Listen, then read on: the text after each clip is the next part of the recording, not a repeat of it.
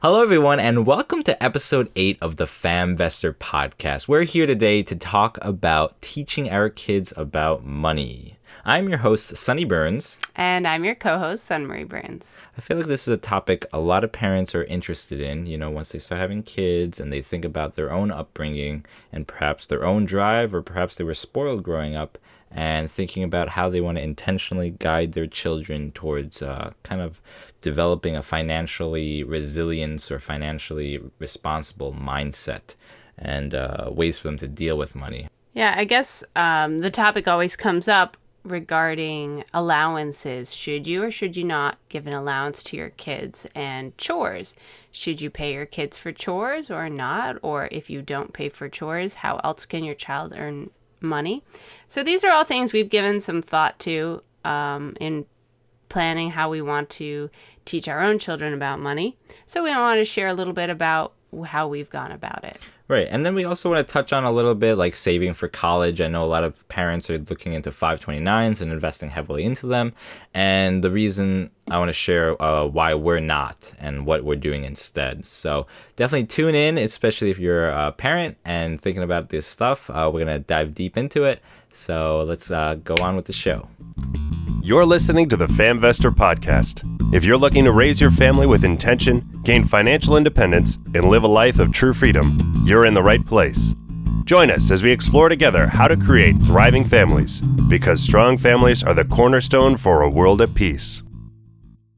Welcome back. So to start out this episode, we want to discuss a common problem with today's modern society, and that is how to raise your kids without an entitlement mentality. In other words, this expectation that there are things I need, I want, I must have, and if I don't get those things, then I'm going to be very unhappy about it. And how do you avoid having children who behave this way? Right. I feel like all the time in like grocery stores, you see these kids that are like, oh, I want that. I need that. Go to the toy aisle and they just grab things and tell their parents that they need to have this. And, they're kicking and screaming if they don't get it. And, we've come up with some strategies that I think have really worked and helped, and are now educating our kids rather than just giving them whatever they ask for, whatever they want, and not understanding like how much it actually costs us by working for it, or, they just feel like, money grows on trees and have no understanding. So to really like how to start introducing this concept of money and the value of money from a very young age. And that's kind of what we want to dive into today. Right. And it may seem harmless, the grocery store example where your little child finds a small toy. It really doesn't cost much. It's not going to break the bank. Mm-hmm. Do you give in and buy it for your child and make them happy temporarily in that moment? Or take the harder route and not give in and take that moment to teach your kids about the value of money and that certain things are not needs, they are wants, and when there's things that you want, you have to carefully calculate, what is it going to cost me? Can I afford it right now? Is it a worthwhile purchase right now? Even if I can afford it, is it the wisest thing to do with your money? And in a lot of ways, that takes a lot more time and effort on part of the parent, and also maybe a few more unpleasant experiences in the beginning. But in the long run, it's teaching an incredible life lesson, which a lot of adults haven't really gotten down and find themselves getting into a lot of financial trouble in their adult years, where it matters a lot more than when it's just over a Matchbox car in the supermarket as a child. And we were very diligent about this from the onset, when we would go to ShopRite and we'd pass by the toy aisle, and our eldest Valen would be like, oh, I want that toy. And, we'd be like, no, you don't need that. We don't buy toys. And just go on. And since he's grown a little older, it now changes to, did you bring your money to buy this want that you have? And, it's very simple now. If he didn't bring his money, then say, too bad. If you don't have money, you can't spend money.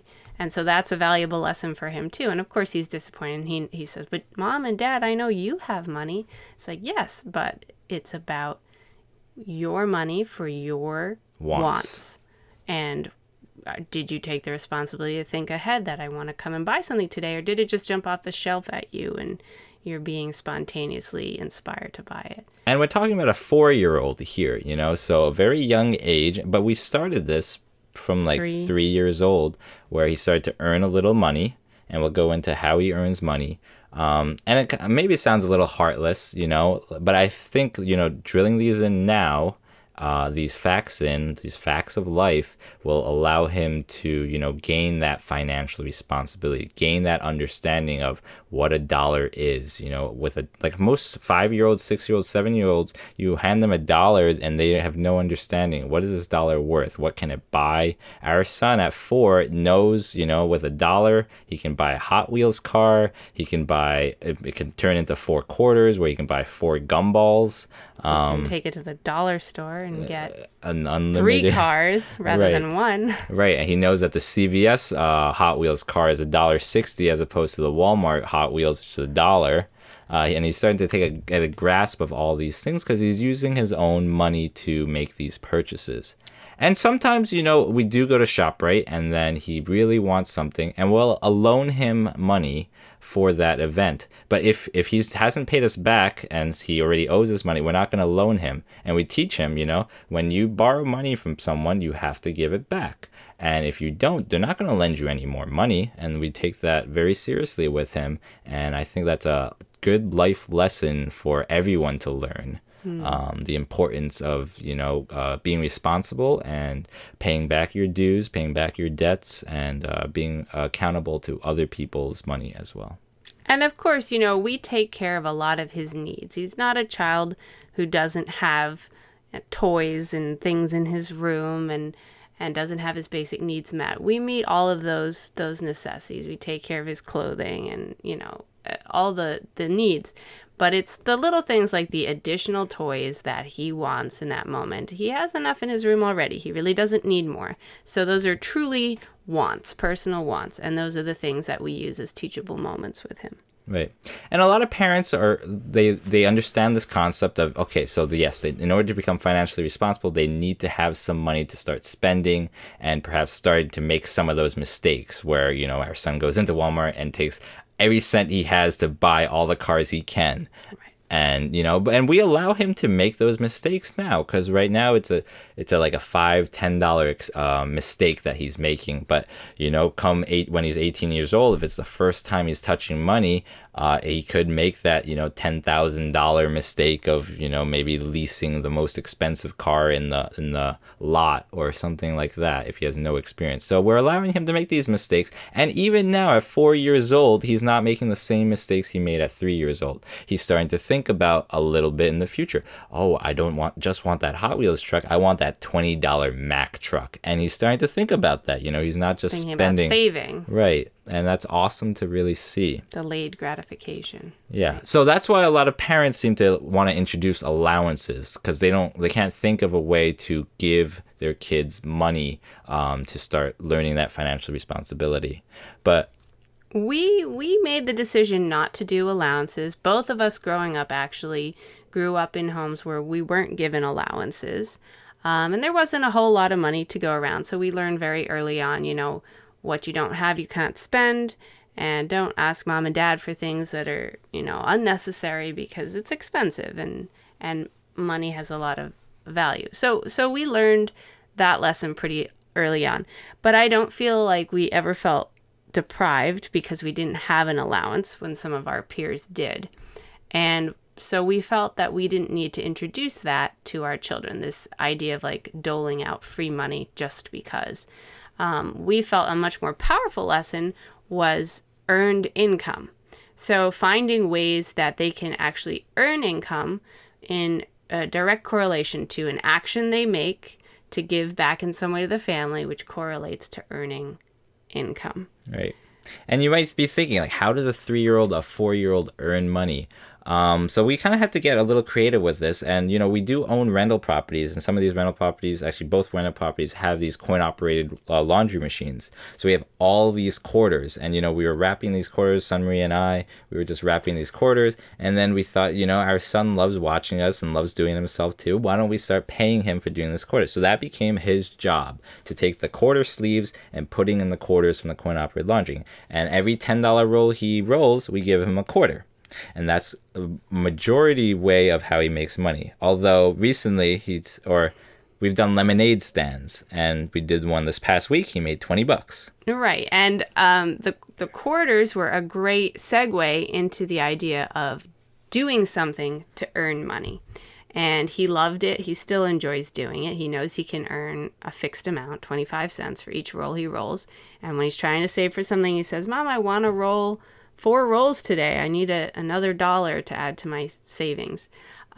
So he's aware of that. But he was also aware that there's a limit to a quarter. It takes a long time to turn quarters into dollars. And so he started to think creatively on his own, how else could I make money? Are there other things I could be doing that I could earn money with? And that's when we introduced the idea of a lemonade stand.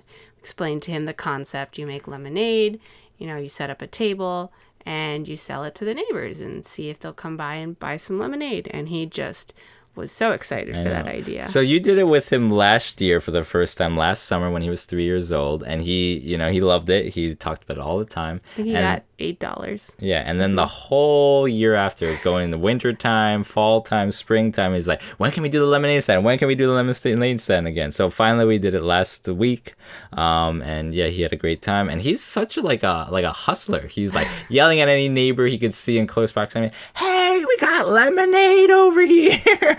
Only 50 cents a cup. Yeah. So anyway, he got really into it, and His little brother did too. Yeah, and our neighbor, came by, got a 50-cent lemonade, and gave him a $5 tip. So he was so excited. He's like, "This has a different color than the $1, and it's not Washington George. It's a different president." Right. So through the lesson too, he's learning how to count. He's learning the different types of currency we have. Dollars versus coins, and that not every single dollar is equal. One has a 5 on it. It's worth 5 of the ones that have 1s on them. So it's a great learning lesson too with math and counting. Yeah, and it's a great life lesson in general that, you have to be able to support yourself. Like this is kind of like a sad story, but also, I don't know, it made me really proud, actually, of my son. Last winter, he was 3 years old, and we came across a homeless man who was begging, and Valen was asking me, like, what is he doing here, and, like, why is he begging, and, why are we giving him money, and why doesn't he have a house? And, I had to go into the idea of, it's wintertime, he's really cold, but he doesn't have a house because he has no money. And, maybe he didn't make the most sound financial choices. And he was like, well, why doesn't he just make a lemonade stand and buy a house? And I just, he came with this out of nowhere. And it was this idea that, you have these resources, or you take these actions. You have the power yourself to transform your life for better, for worse, depending on your decisions. Right. And it's not as easy as that for the homeless man, but for this 3-year-old to be thinking proactively how to create a solution for this problem that this homeless man had, I just thought was mind-blowing. I was so proud of him at that moment, and I was like, yes. The cogs were turning. Right. And anyway, yeah, so I feel like it's been such a valuable experience for him to start making his own money. And, okay, so you have earning, you have spending, you have saving, you have giving, and starting to learn all those different aspects of dealing with money. Right. And as he began earning money, we started to, from the get-go, make sure that we were hitting all of those categories. Whatever he earned, we said save some of it, and then some of it you can spend, and then some of it you should consider giving. Right. Giving at church, Sunday school, or, giving for someone else who's having a lemonade stand, or even he can see your action of giving to someone in need. And so it's kind of setting up the mental framework that when you have prosperity, you should always be spending it wisely. Right. And we're pretty relaxed about it. Again, we are okay with him making those mistakes right now. So we're allowing him to do that. So like when he made that $20 on the lemonade stand, we gave a small push, I was like, we have Sunday school tomorrow. Maybe you want to give your donation yourself with the money you made here. And he kind of, thought about it. I didn't push any further than that. And then we woke up the next morning. He's like, I'm going to bring $1 to Sunday school. And he was so proud. And when he got to Sunday school, he went to the teacher. He's like, this is my own dollar I made. And he gave it in, and he was very proud of it. And I also said, hey, your brother helped you on the lemonade stand, his 2-year-old brother. And he decided to give him $2, for helping him. And I thought that was awesome. Right. Little brother was happy with that. And we also provided $4 in change for him to start out. And we were like, hey, this is kind of like seed money. And so you have to return that $4. So he kind of gets a little sense of business as well. You have startup costs and, starting to get those cogs turning. So I think it's a really cool thing, and definitely recommend, encourage it, because I see, in this past 2 years how much he's gained. And it's not just because he's getting older. I think it's really because he's working with money and learning about this kind of stuff. He's learning a lot of responsibility through it, which does lead to our next point, which is how do you figure out what you can do to pay your kids? What are things that are okay to pay your kids for, and what are things that you shouldn't have to pay your kids for? And we put a lot of thought in that too. We definitely knew there were things we wanted them to be able to earn income on, but then there were other things, family contributions, that we wanted to make sure they knew were just a part of life, that when you're a part of a family, you have family responsibilities. It's all part of pitching in and giving back and contributing to your household. And we didn't want that to be tied in any way with a financial reward, because I've known several instances of kids who all of a sudden don't want to do things for their family unless they're being paid. Right. Oh, I don't need money this week, so I'm not washing the dishes. Right. And we wanted to make sure we weren't creating that kind of a mentality in our own child. So we made a conscious choice to not include chores in the list of things that he could make money with. So right now there aren't a whole lot of ways he can make money, but there are a couple options. And at this point, it's all he really needs, because he doesn't really need money right now, But we have begun introducing chores, and we've intentionally left them separate from income.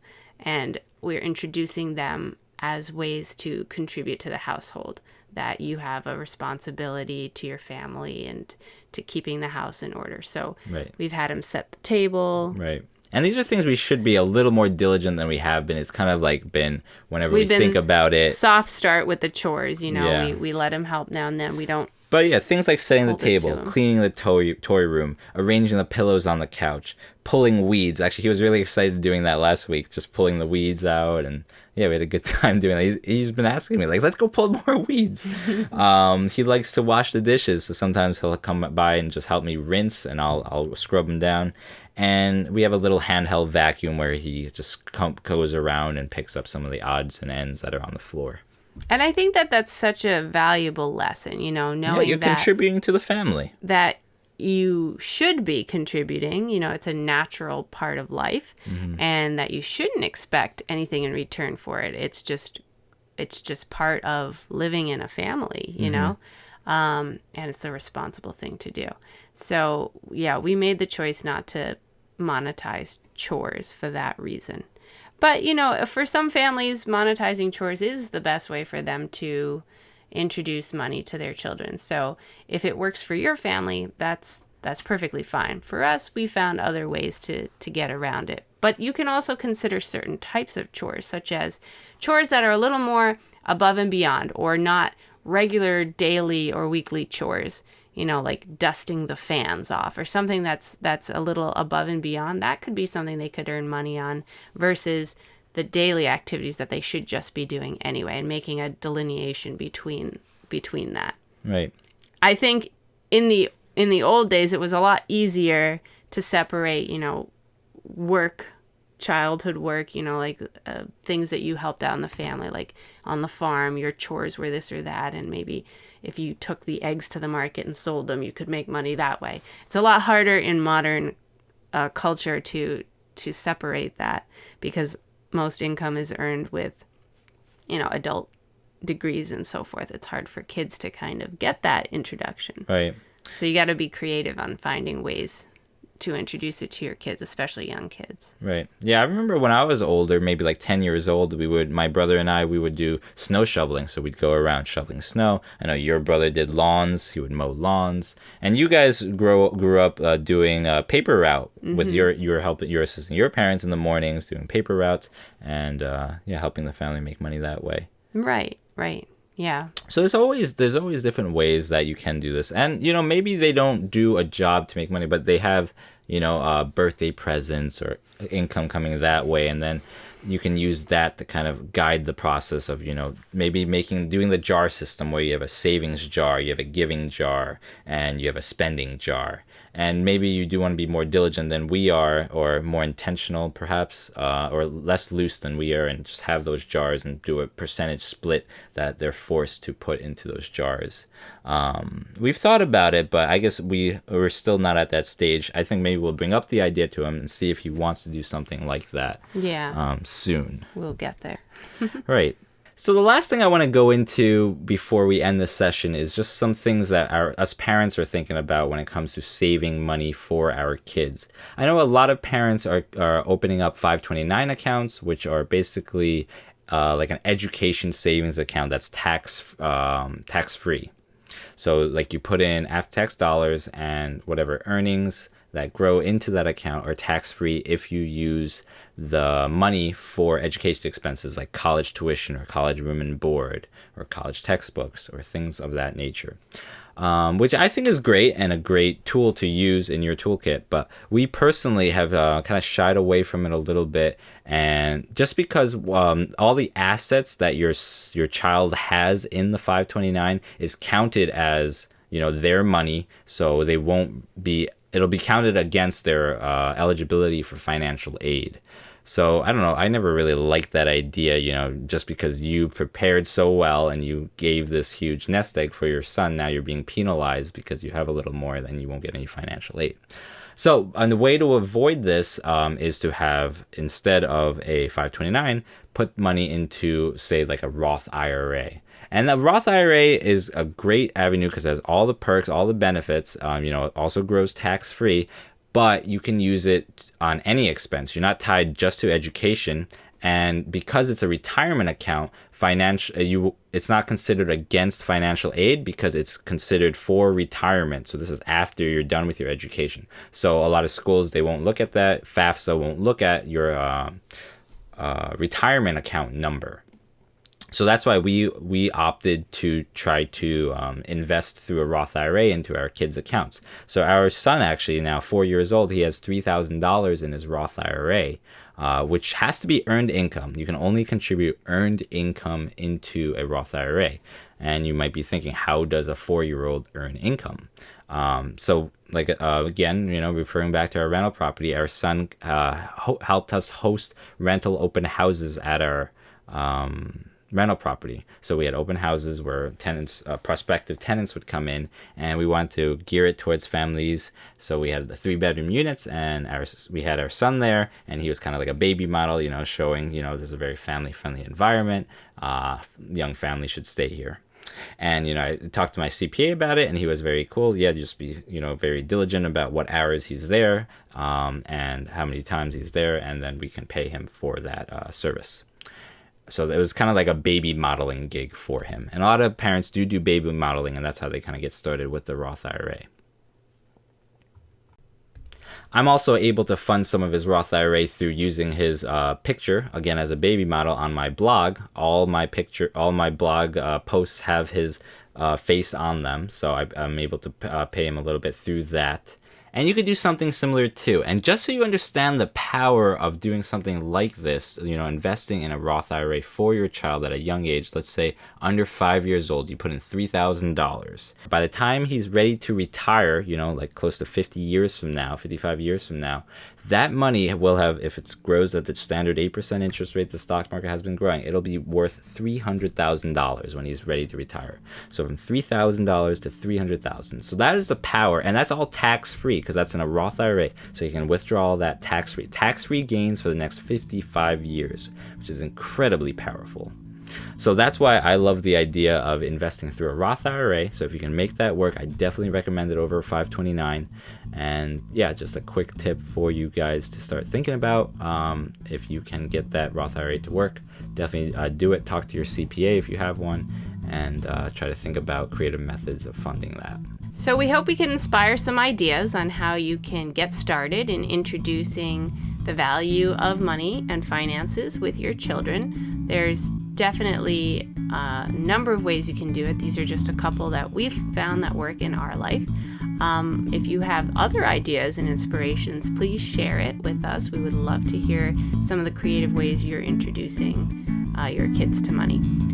But we hope that this could inspire you to get started introducing your kids to the world of finance. Let them make the little mistakes while they're young. Let them, get their hands in there, spend money, and learn its value through spending, making some little mistakes, and learning along the way. Because when they're little mistakes. When they're big, they'll be bigger mistakes. So the earlier you get them started, the better it'll be for their financial future.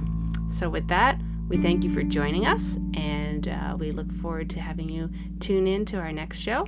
And thanks again for being a part of the FamVestor team. Okay, guys. Good luck. Godspeed. Lemonade over here for 50 cents!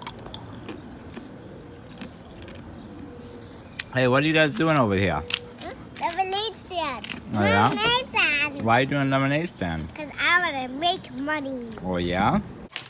This one and this one have a different color. Okay. See? Yeah. They have a different president. See? Uh-huh. So this one is a big dollar. Oh, yeah? What presidents are on there? Who is this? That's Abraham Lincoln. Washington George. Washington George. Very good. You know who was the first president? Who? Washington George. That's right. How much are you going to give to Sunday school? $1. $1. Come on. What else are you going to do with the money? I'll buy toys. You want to buy toys? Oh, that's good. But you gave some to Alvin, too, for helping you, right? How much did you give to Alvin? $2. $2. Okay. No time. In no time. In no time.